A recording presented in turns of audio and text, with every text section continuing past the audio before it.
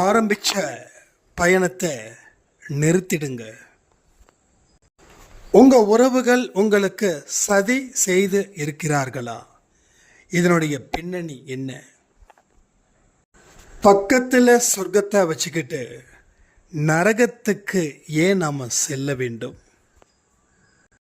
பிறரால நீங்க பாதிக்கப்படலை, உங்களால பலர் பாதிக்கப்பட்டு இருக்கிறார்கள். குடும்பத்து மேல உயிரை வச்சிருக்கிறவங்களுக்கும் குடும்பத்தை பொறுப்பா கவனிச்சுக்கிறவங்களுக்கு தான் கடவுள் பொறுப்பானவர்களா நின்று உங்க பிரச்சனைகளை தீர்ப்பாருன்றத புரிஞ்சுக்கோங்க. நீங்க எல்லாருமே எஜமான்கள், ஆனா நீங்க அடிமையா வாழ்ந்துட்டு இருக்கீங்க. கர்மாவை முடிக்கவும் அவமானத்தை ஒட்டுமொத்தமா முடிக்கவும் இதில் சொல்லப்பட்ட ஒரு வார்த்தைகளும் உங்களுக்கு மிக மிக முக்கியமாக உங்க வாழ்க்கையில ஒரு நல்ல சூழ்நிலையை ஏற்படுத்த போகுது. சாயப்பா உங்களை கட்டாயப்படுத்துறாரு. ஏன் தெரியுமா? நீங்க நல்லபடியான ஒரு வாழ்க்கையை வாழணும்னா இந்த மாதிரியான செயல்களில் ஈடுபடக்கூடாதுன்னு. இது பெரிய விழிப்புணர்வு மிக்க ஒரு பதிவு தான். இதை முழுசா கேட்டுட்டு உங்க மனசுக்குள்ள நீங்க பேசுங்க. நடப்பவை எல்லாமே நல்லவைகளாக கடவுள் உங்க மனதின் மூலமாக உங்களுக்கு பதிலடி கொடுப்பார்.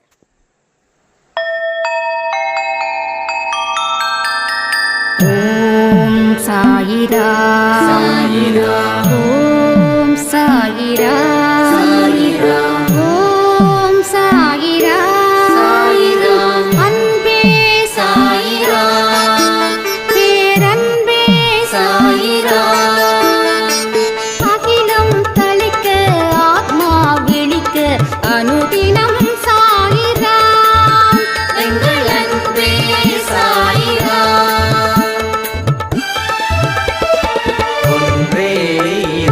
ஒன்றே பூமிக்கென்றும் சாயிரா, சரணம் சாயிரா, நன்றே செய்து வாழ்வோம், நாம் ஒன்றே செய்து வாழ்வோம், அன்பே சாயிரா.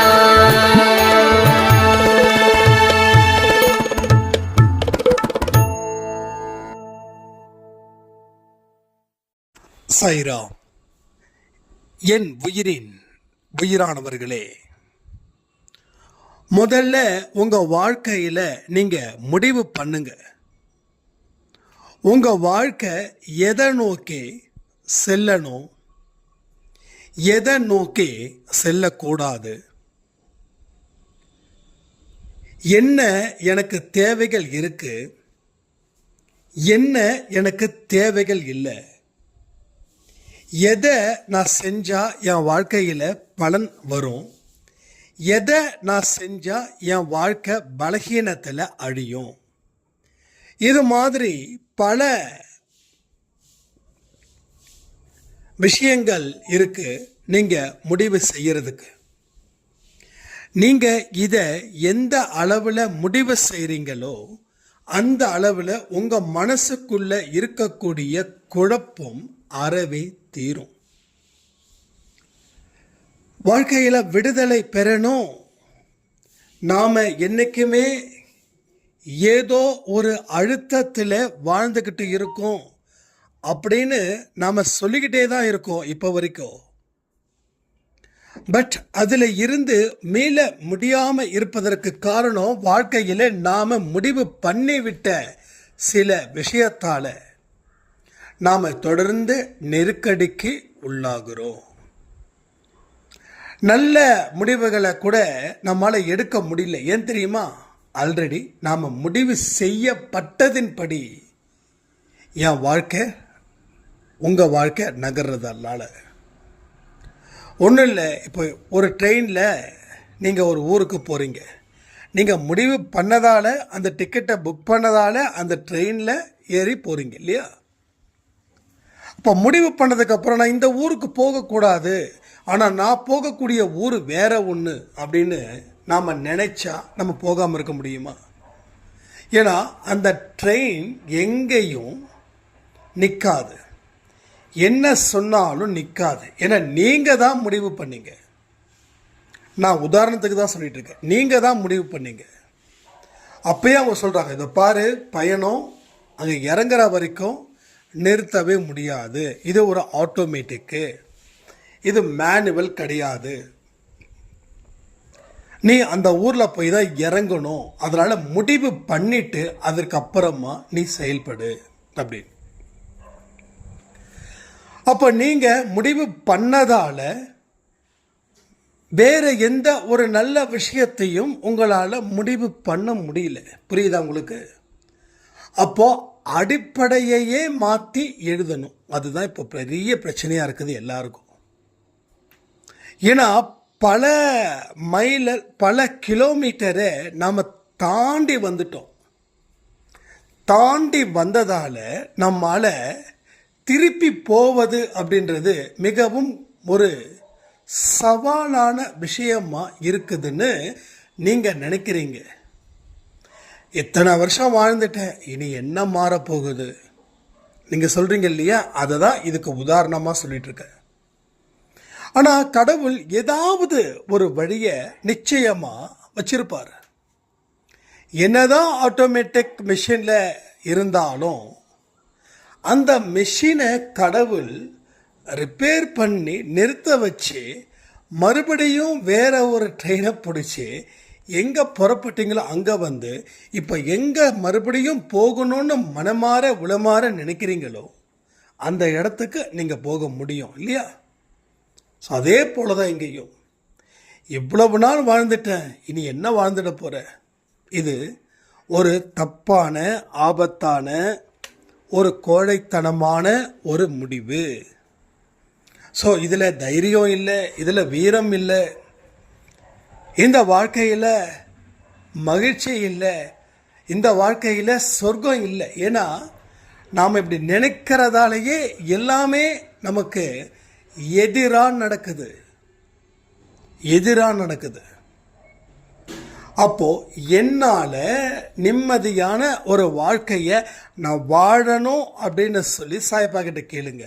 அந்த பயணத்தை தடுத்து நிறுத்தி எந்த பயணத்துக்கு நீங்கள் ஆசைப்படுறீங்களோ அந்த பயணத்தை அவர் கொடுப்பார். இந்த ஒரு வார்த்தைக்காக அவருக்கு நன்றிகள் சொல்லலாமே. அப்போ பயணத்தை நிறுத்த முடியாது அப்படின்ற ஒரு தாட்டு உங்களுக்கு இருக்கிற வரைக்கும் அந்த பயணத்தை நிறுத்தவே முடியாது.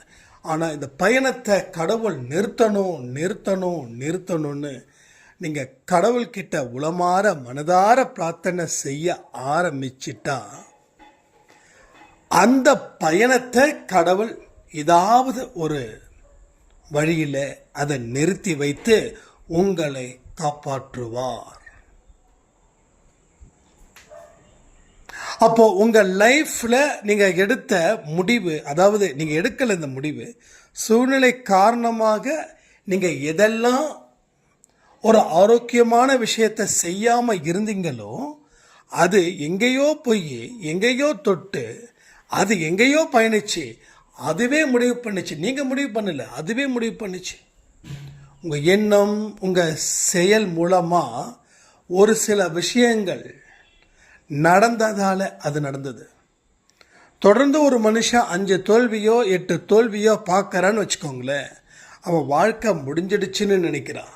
அதாவது 2 நாளைக்கு முன்னாடியோ இல்லை இன்னைக்கு கொடுத்த ஆடியோவோ எனக்கு தெரியல, தோல்விக்கான காரணத்தை கண்டுபிடிக்காமலே அடுத்த ஒரு விஷயத்தை எமோஷனலாக செய்யும்போது அதுலேயும் அவன் ஃபெயிலியர் ஆகுறான். ஒரு தோல்வி வந்துருச்சுன்னா கொஞ்சம் ரிலாக்ஸ் பண்ணி என்ன ஏது அப்படின்னு நீங்கள் உங்களுக்குள்ள கொஸ்டின்ஸை ரைஸ் பண்ணுறீங்க இல்லையா, அந்த ஒரு கேள்வி தான் உங்கள் வாழ்க்கையையே என்டையராக திருப்பி போடுது. அப்பேற்பட்ட ஒரு இடம் நமக்குள்ளே இருக்கு. அந்த இடத்துக்கு நாம் போக முயற்சியும் செய்யல, அந்த இடத்த நாம் பார்க்கவும் இல்லை. இதுதான் ப்ராப்ளம். ஸோ தெளிவு மனுஷனுக்கு இருக்குதான்னு பார்த்தா இல்லை. அவன் மனசுல 1000 லட்சம் கோடி குழப்பங்கள். இன்னைக்கு ஒரு சாய்ராம் வந்திருந்தாங்க. என்னன்னு தெரியல, எப்போ பார்த்தாலும் தலை வலிக்குது, எப்போ பார்த்தாலும் தலை சுற்றுது, ஒன்றுமே புரியல, என்னோட வயசும் ரொம்ப சின்ன கம்மி தான், எனக்கு இன்னும் மேரேஜ் ஆகலை, நான் பயப்படுறேன், வாழவே பிடிக்கல, ஆனால் எனக்கு பிரச்சனைகள்ன்றது எதுவுமே இல்லை அப்படின்னு. அப்போது அவங்க கிட்ட கேட்டேன், ஓவர் திங்கிங் இருக்கா, அதிகமாக திங்க் பண்ணுறீங்களா அப்படின்னு. ஸோ அதிகமாக திங்கிங்கு உங்களை ஏன் பண்ண வைக்குதுன்னா, உங்களுடைய எந்த செயலையும் நீங்கள் செய்யாமல் இருக்கிறதால, ஒரு கில்ட்டி ஃபீல் ஆகிறதால அது அதிகப்படியான ஒரு சிந்தனையை உருவாக்குது. உங்கள் வேலை என்னவோ அதை நீங்கள் செய்கிறீங்க, வேலை நேரம் முடிஞ்சதுக்கப்புறம் ஒரு ரெஸ்ட் எடுக்கிறீங்க, அதுக்கப்புறம் சாப்பிட்றீங்க, அதுக்கப்புறம் தூங்குறீங்க. இதை நீங்கள் மன நிறைவோடு செஞ்சு பாருங்களேன், உங்களுக்கு இந்த விதமான ஒரு நெகட்டிவிட்டி வராது.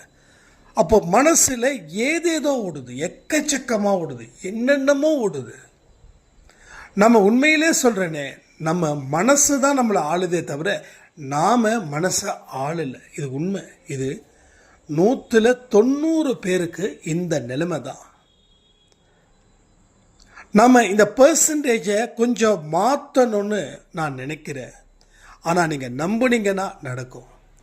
மனசை நீங்கள் கட்டுப்படுத்த ஆரம்பிச்சிட்டிங்கன்னா உலகம், இந்த பிரபஞ்சம், கடவுள் சக்தி, நீங்கள் நினைச்சதுக்கு உண்டான பலன் எல்லாமே கை மேலே பலன் கிடைக்கும். பட் இது முடியாது அப்படின்னு சொல்கிறதே இந்த மனசு தான். ஸோ மனசு சொல்கிறத கேட்கறது தப்பே இல்லை, ஆனால் மனசு சொல்கிறத மட்டும்தான் கேட்பன்றது தான் தப்பு. மனசு என்றைக்குமே சேலஞ்ச் எடுக்க வேண்டாம்னு சொல்லும், ரிஸ்க் எடுக்க வேண்டாம்னு சொல்லும், கஷ்டப்பட வேண்டாம்னு சொல்லும், ஒவ்வொரு விஷயத்தையும் தள்ளி போக சொல்லும். தள்ளி போட்டு வைக்கி, நாளைக்கு செஞ்சுக்கிட்டா போதாதா, நாளான்னைக்கு செஞ்சுக்கிட்டா போதாதா, தினமும் செஞ்சதால் என்ன வாழ்க்கையில் நீ பெருசாக இது பண்ண அது பண்ண அப்படி இப்படின்னு சொல்லி அந்த மனசு கேள்விகளை கேட்டு உங்களை குழப்பமடைய வச்சு உங்களுக்கு அதன் மூலமாக டயர்டை ஏற்படுத்தி உங்கள் பலகீனத்தை இன்னும் 10-20 மடங்காக அது பெருக்கும். ஸோ பலத்தை பெருக்கிறத தாண்டி பலகீனத்தை பெருகிட்டு இருக்குது. ஏன்னா மனசு உங்களை அடிமைப்படுத்துது. இந்த மனசு அடிமைப்படுத்துறதால அதுக்கு தகுந்த மாதிரியான கேரக்டர்ஸ் உருவாகுறாங்க. அது உங்கள் கணவனாக இருக்கலாம், இல்லை உங்கள் மனைவியாக இருக்கலாம், இல்லை உங்கள் பிள்ளைகளாக இருக்கலாம், இல்லை உங்கள் மாமனார் மாமியாராக இருக்கலாம். யாரும் உங்களை எதிர்க்கிற மாதிரியான சூழ்நிலையை உங்கள் மனசில் இருக்கக்கூடிய எண்ணங்கள் தான் அதை கொடுத்தது. யாரும் உங்களை எதிர்க்கல, எந்த கடன்காரன் சட்டை பிடிச்சி கேட்கல. உங்கள் மனசு அவங்ககிட்ட கடன் வாங்கி அந்த பொருளை வாங்கு, இந்த பொருளை வாங்கு, வாழ்க்கையில் சந்தோஷம்தான் முக்கியம், அது நம்ம கஷ்டப்பட்டு அதுக்கப்புறம் பணம் வரும், அதுக்கப்புறம் அந்த கடனை அடைக்கலாம், நீ தாராளமாக வாங்கு, ஏன் நம்மளால் கொடுக்க முடியாதான்னு சொல்லி அந்த மனசு உங்களை ஆசை காட்டி அதை வாங்க வச்சு கடன்காரன் சட்டையை பிடிக்கிறான். அதாவது பணத்தை கொடுக்க முடியாதப்போ. அப்போ யார் முதலாளியாக இருக்கணுமோ அவன் அடிமையாக இருக்கான், யார் அடிமையாக இருக்கணுமோ அவன் முதலாளியாக இருக்கான். ஸோ இந்த கான்செப்டை யோசிச்சு பாருங்கள். இந்த கான்செப்டுக்குள்ளே இது நல்லதான்றதை யோசிக்கும் போது நம்ம வாழ்க்கை நம்ம யாருக்கு அடிமையாக இருக்கும் அப்படின்றது நமக்கு புரிய வரும். ஒன்றும் இல்லை, இப்போ கூட சொல்கிறேன், மனசை மாற்ற முடியுமா? முடியும். அதற்கு நிறையா ப்ராக்டிஸ் பண்ணணும். காலையில் எழுந்திருக்கணும். முதல் வேலை காலையில் எழுந்திருக்கணும். சூரியன் வருவதற்கு முன்னாடி எழுந்திருச்சு நிற்க முடியுமா? சூரியன் வர்றதுக்கு முன்னாடியே உங்களுடைய முக்கியமான வேலைகளை செய்ய முடியுமா? இதெல்லாம் மனசை ஜெயிக்கிறது. ஏன்னா இந்த மனசு அங்கே தான் பேசும். எழுந்திருக்க வேண்டாம், நைட்டு சரியாக தூங்கலை, ரொம்ப டிஸ்டர்ப்டாக இருந்த, அதனால் ஒரு 8 மணிக்கு எழுந்துருன்னு மனசு சொல்லும். ஆனால் ரெகுலராக 7 மணிக்கு எழுந்திரிச்சுப்போம். ஆனால் இன்றைக்கோ நம்ம கண்ட்ரோல் பண்ணும்போது மனசுக்குள்ள ஒரு விதமான வெறி, என்னடா அது நாம் சொல்கிறத கேட்காம இவன் எழுந்திருக்கிறான், உன்னை எப்படி படுத்துகிறேன் பாருன்னு 7 மணிக்கு எழுந்திரிச்சிட்டு இருக்கிற நாம் 8 மணிக்கு எழுந்திருப்போம். இப்போ மனசை ஜெயிக்க முயற்சி பண்ணுது, மனசு ஜெயிக்க ஜெயிக்க ஜெயிக்க நாம் தூக்குறோம். ஸோ நாம் வெற்றி பெற்றா மனசு தூக்குது. அப்போது எந்த விதத்திலையும் நீங்கள் சளைத்தவர்களா இல்லாமல், சூழ்நிலையை பற்றி காரணத்தை சொல்லாமல், மனுஷங்க மேலே பழியை தூக்கி போடாமல், உங்கள் வேலை உங்கள் வாழ்க்கையை நீங்கள் 100% நிறைவேற்றுவன்ற நம்பிக்கையோட உங்கள் பயணத்தை தினந்தோறும் தொடங்குங்க. முடிக்கும் போது நல்லபடியாக முடியும். நான் ஒட்டுமொத்த பயணத்தை சொல்லலை, அந்த அன்னைக்கு முடிக்கக்கூடிய பயணம், அந்த இரவில் முடித்து பெட்டுக்கு போகிறீங்க இல்லையா, அப்போது உங்களுக்கு ஒரு விதமான பக்கா கான்ஃபிடென்ட் உங்களுக்குள்ளே வரும். அப்போது இதற்கெல்லாம் நாம் செவி சாய்த்து அதற்கு உண்டான வழிமுறைகளை நம்ம தீவிரமாக யோசித்து பயணத்தை ஆரம்பிச்சிட்டோம் அப்படின்னா நீங்கள் எல்லா இடத்துலையும் வெற்றி பெற்ற ஒரு மனுஷங்களா நீங்கள் மாறி உங்களுடைய தோல்விகளில் இருந்தும் அவமானத்தில் இருந்தும் மீள முடியும். எல்லாமே செயல்தான், எல்லாமே சொல்தான், எல்லாமே எண்ணங்கள் தான். ஸோ மனசை சரி பண்ணாமல் எதையுமே சரி பண்ண முடியாது. உங்களை நம்ப வைப்பாங்க, அதை பண்ணால் இது சரியாகும், இது பண்ணால் அது சரியாகும். சரி, எத்தனையோ நீங்கள் மற்றவங்க பேச்சை கேட்டு சரி பண்ணியிருப்பீங்க, எங்கேயாவது ஏதாவது சரியாச்சா? அதெல்லாம் இனிமே ஆகாது. ஏன்னா அதற்கு உண்டான வழி அது இல்லை அப்படின்னும் போது அப்போ அந்த இடத்த நீங்கள் எப்படி ரீச் பண்ண முடியும்? அப்போது அதுக்கு இது டேலி ஆகாது. ஸோ இந்த வழி தான் முழுக்க முழுக்க டேலி ஆகும். ஸோ மனதை சரி பண்ணு, மனதிடம் பேசு. நம்ம மனசோடனும் பேசுறதில்ல, மனசை சரி பண்ணவும் இல்லை, ஆனால் மனசு சொல்கிறத கேட்குறோம். நல்லா புரிஞ்சுக்கோங்க, எகைன் ரிப்பீட் பண்ணுறேன், நம்ம மனசோடு பேசலை, ரைட்? மனசோடு பேசலை, மனசை சரி பண்ணவும் இல்லை, ஆனால் மனசு சொன்னதை கேட்டுக்கிட்டே இருக்கோம். அது கேட்க கேட்க நமக்குன்னு ஒரு நிரந்தரமான அடிமை கிடைச்சிட்டான். ஸோ இவன் அல்லவா அடிமை, இவனை நான் எப்படி விட முடியும்? நான் என்ன சொன்னாலும் கேட்குறான். 8 மணிக்கு எழுந்திரிச்சா போதுன்னா 9 மணிக்கு எழுந்திருக்கிறான். கடவுள் உனக்கு என்னடா செய்கிறாரு? கடவுளை பெருசாக கும்பிடாதுன்னா கடவுளோட பூஜை ரூமையே அவன் லாக் பண்ணுறான். எப்படிப்பட்ட ஒரு முரட்டு அடிமை நமக்கு கிடைச்சிருக்கான் பாரு அப்படின்னு அந்த மனசு கால் மேலே கால் போட்டுக்கிட்டு உங்களை வீழ்த்துறதுனால ஒரு பெரிய சந்தோஷத்தையும் பெரிய ஒரு கௌரவத்தோடவும் உங்களை ஆண்டுகிட்டு இருக்கிறான். புரிஞ்சுக்கோங்க. அப்போ இதற்கு என்ன பதில்? உங்களுக்கு இந்த பதிவில் சொல்லப்பட்ட விஷயங்கள் எதெல்லாம் உங்களால் சரி பண்ண முடியும் அப்படின்றத கமெண்ட் பாக்ஸில் போஸ்ட் பண்ணுங்க. ஸோ திரும்ப திரும்ப சொல்கிறேன், மெடிடேஷன் பண்ணாமல் உங்களால் பெருசாக சாதிச்சிட முடியாது. பிராணாயாமம் பண்ணாமல் உங்களால் அந்த பதட்டத்தையும் பயத்தையும் டெஃபினட்டாக குறைக்க முடியாது. இந்த மெடிடேஷனும் இந்த பிராணாயாமமும் ப்ளஸ் அன்பே சாயில் இருக்கக்கூடிய பதிவுகளும் கேட்கும்போது வாழ்க்கையில் 100க்கு 100 மார்க்கு நீங்கள் எடுத்துடலாம். அதில் சந்தேகப்பட வேண்டிய அவசியமே இல்லை. இதை எல்லாமே உங்களால் செய்ய முடியும். இதை செஞ்சதுக்கு அப்புறம் நீங்கள் ஒரு சாட்சியாக இங்கே இருக்கணும். எத்தனையோ சாட்சிகளை நம்ம சொல்லியிருக்கோம். இன்றைக்கி கூட காலையில் 12 மணி பதிவில் கூட ஒரு மிராக்கல் சொல்லியிருக்கோம். ஸோ சிவப்பு கம்பளம் சும்மா கிடைச்சிடாதுங்க. சிவப்பு கம்பளம் நம்ம நடந்து போனாவே ஏன் நடக்கிறேன்னு கேட்கக்கூடிய ஊரில் அதே மக்கள் சிவப்பு கம்பளத்தை போட்டு உங்களை வரவேற்கிறாங்கன்னா உங்களுடைய வாழ்க்கை எந்த அளவில் ஜெட்ட வேகத்தில் இருக்குதுன்றதை கொஞ்சம் திங்க் பண்ணி பாருங்க. இது எல்லாமே சாட்சிகள், எல்லாமே நடக்கக்கூடிய விஷயங்கள் தான். முடியாதுன்னு நீங்கள் முடிவு பண்ணதால அது முடியாமல் இருக்குது. ஆனால் சிலர் முடிவு பண்ணாங்க முடியும்னு. அந்த சிலர் தான் ஜெயிச்சாங்க. பலர் அவங்கள பார்த்து ஏக்கத்தோடு நமக்கெல்லாம் இப்படிப்பட்ட வாய்ப்பெல்லாம் கடவுள் கொடுக்கலையேன்னு சொல்லி கடவுள்கிட்ட ஒரு சங்கடம், நம்மக்கிட்ட ஒரு சங்கடம். ஃபைனலாக இன்னும் சில பேர் அது வேற லெவல். எங்கள் அப்பா என்ன சம்பாதிச்சு வச்சாரு, சொத்து சேர்த்து வச்சாரா, நான் எவ்வளவு கஷ்டப்படுறேன் அப்படின்ற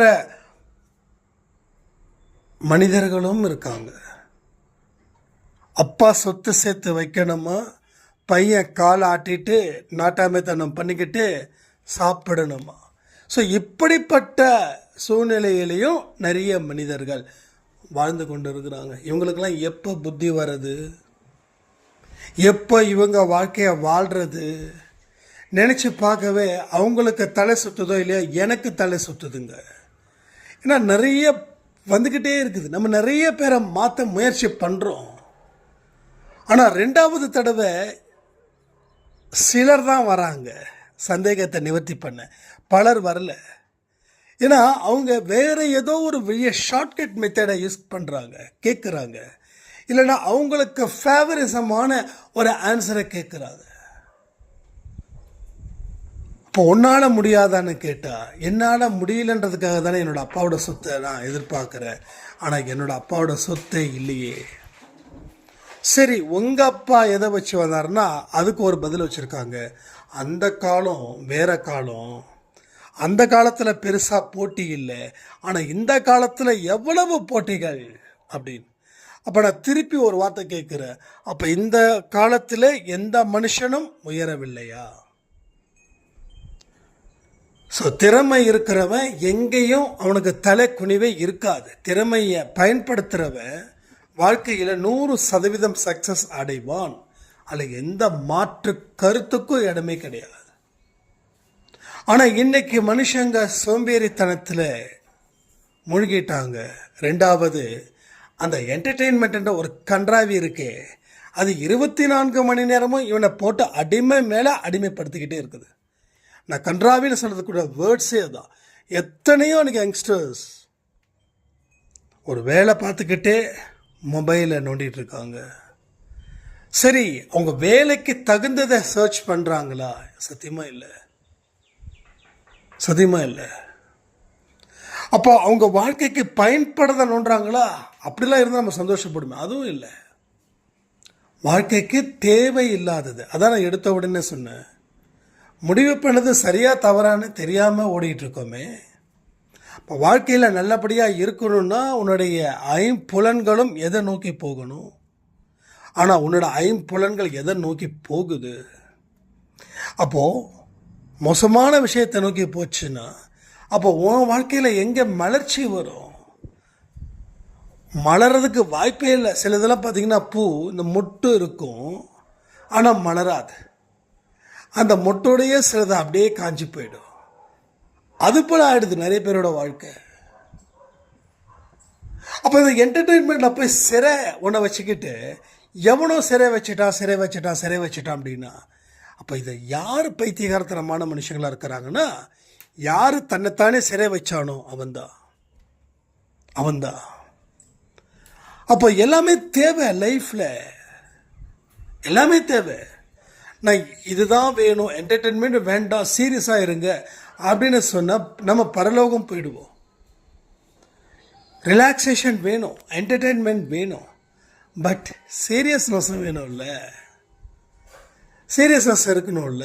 ஒன்றை நம்பி உங்களுக்கு குழந்தை, உன் பொண்டாட்டி எல்லாமே இருக்காங்களே.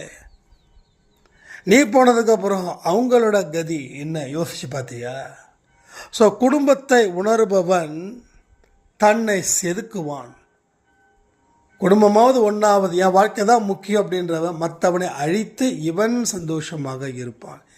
எத்தனையோ பேர் 40 கூட தாண்டல, நிறைய நிறைய நிறைய. இவங்களை நம்பி கல்யாணம் பண்ண பொண்ணு என்ன பாவம் பண்ணுச்சு? நிறைய விஷயங்கள் சொல்லிக்கிட்டே போகலாம். ஏன்னா அவ்வளவு ஆடியோஸ் எனக்கு வருது. 26 தானே எனக்கு ஆச்சு, என் ஹஸ்பண்டுக்கு 29. அப்போ அந்த பெண்ணும் அந்த கை குழந்தைகளுடைய வாழ்க்கை கேள்விக்கு என்ன பதில்? ஒன்றுமே இல்லை. ஸோ பொறுப்பானவர்கள் குறைஞ்சிக்கிட்டே போகிறாங்க.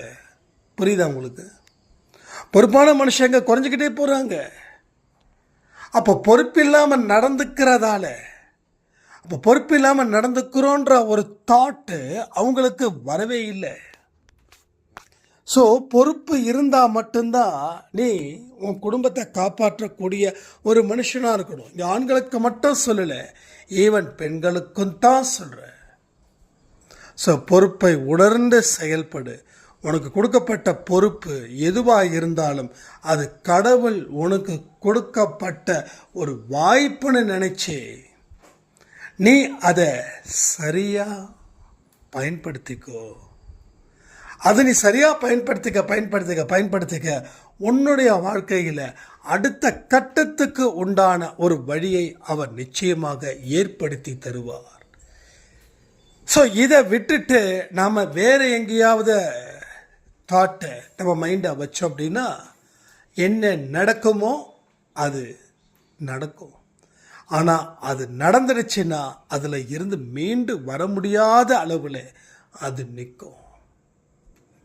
அப்போ பொறுப்பானவர்கள் கடவுள்கிட்ட போய் முறையிடும் போது கடவுளும் பொறுப்பாக பதில் சொல்கிறார்.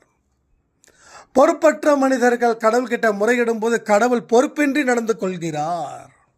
புரியுதா? ஏன் சில பேருக்கு நினைச்சதை கடவுள் நிறைவேற்றலைன்னா, நீ முதல்ல ரெஸ்பான்சிபிலிட்டியை ஏற்றுக்கிட்டியா? நீ ரெஸ்பான்சிபிலிட்டியை ஏற்றுக்காம நீ என்கிட்ட வந்து முறையிடுறியே, நான் உனக்கு எப்படி ரெஸ்பான்ஸ் எடுத்து முடியும்? ஸோ கெட் அவுட், அவ்வளோதான். கெட் அவுட், வெளியில் போ, அவ்வளோதான், முடிஞ்சிடுச்சு. டோரு தள்ளி விட்டுடுச்சு.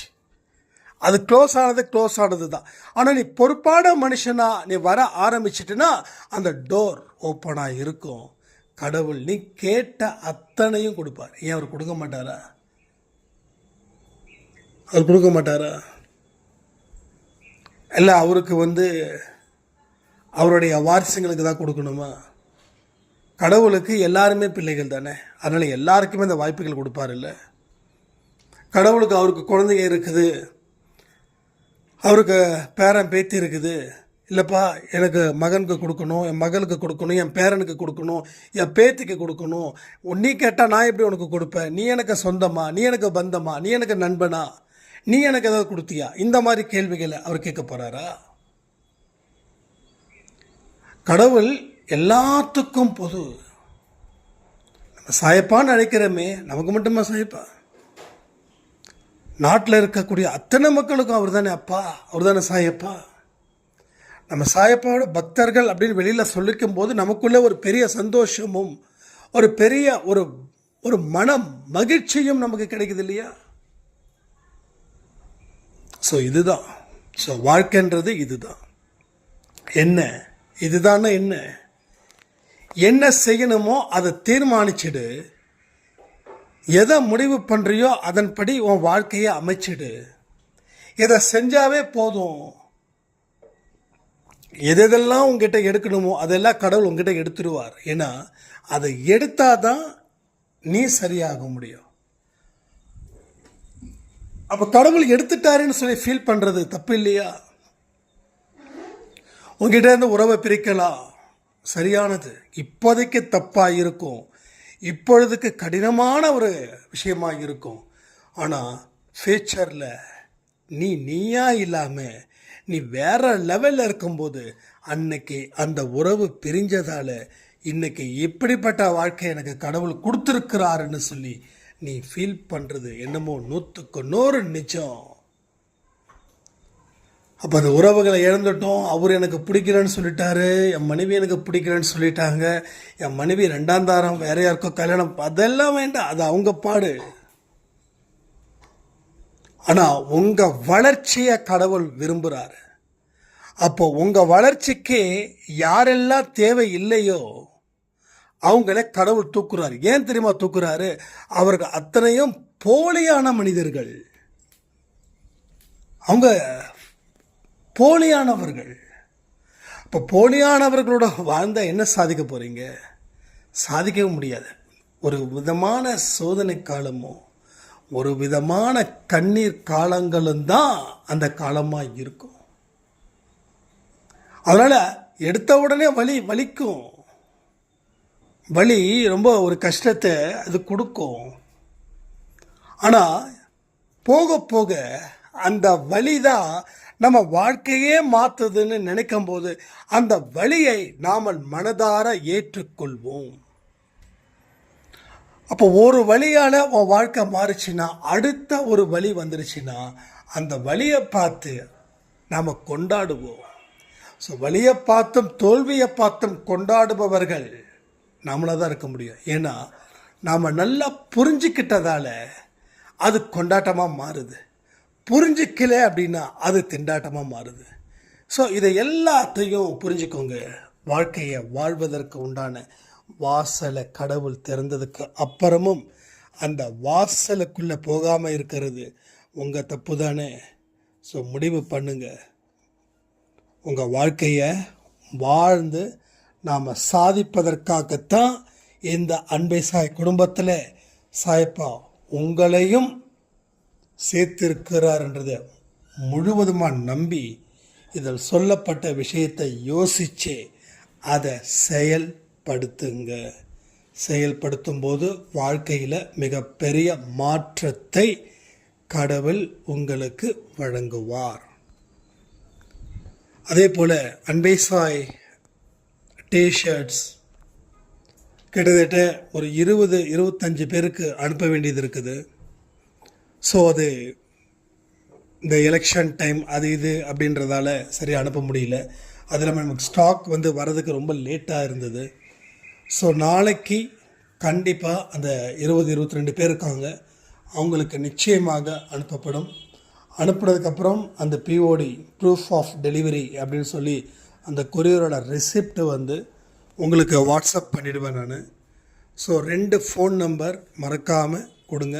அந்த ரெசிப்ட் வந்ததுலேருந்து உங்களுக்கு அவங்க கண்டிப்பாக கால் பண்ணுவாங்க. ஏன்னா நிறைய கொஞ்சம் அவுட்டர் இருக்கிற இடத்துல டெலிவரி ஆகலை, அதனால் திருப்பி ரிட்டர்ன் சிலது அங்கேயே தங்கிடுது. அதனால் கரெக்டாக ஃபோன் நம்பர் 2 ஃபோன் நம்பர் வச்சுக்கோங்க. எந்த ஃபோன் நம்பரில் நீங்கள் அதிகமாக எடுப்பீங்களோ அதை ப்ரைமரி நம்பராகவும், 2வது நம்பர் ஒருவேளை நீங்கள் எடுக்க முடியலன்னா வேற ஒருத்தங்களுக்கு கால் பண்ணுவாங்க இல்லையா, அது 2வது நம்பராகவும் நீங்கள் கொடுங்கன்னு சொல்லி இந்த பதிவை நான் முடிக்கிறேன். ஜெய் சாய்ராம்.